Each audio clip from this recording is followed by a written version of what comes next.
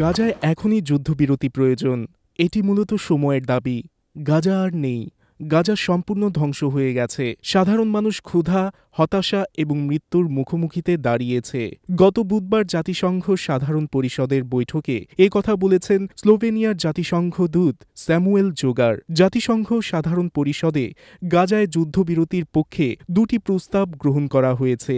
Palestinians are facing hunger, despair and death. There is no reason for this war. প্রথম প্রস্তাবে ১৯৩ সদস্যের মধ্যে ১৫৮টি vote পড়ে পক্ষে, ৯টি বিপক্ষে এবং ১৩টি ভোট ছিল বিরত।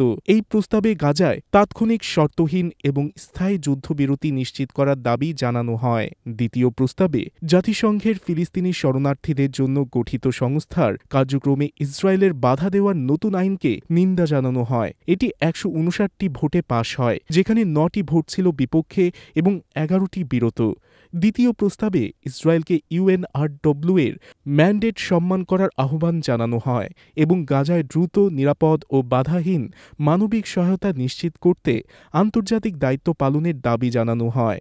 জাতিসংঘে ফিলিস্তিনি দূত রিয়াদ মানসুর বলেন, গাজা ফিলিস্তিনের রক্তাক্ত হৃদয়।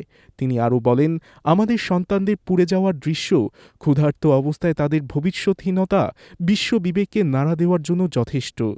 সাধারণ পরিষদে এই প্রস্তাব উত্থাপনের কারণ হিসেবে তিনি উল্লেখ করেন, গত ২০ নভেম্বর যুক্তরাষ্ট্র নিরাপত্তা পরিষদে গাজায় যুদ্ধবিরতির প্রস্তাবে ভেটো প্রদান করেছিল।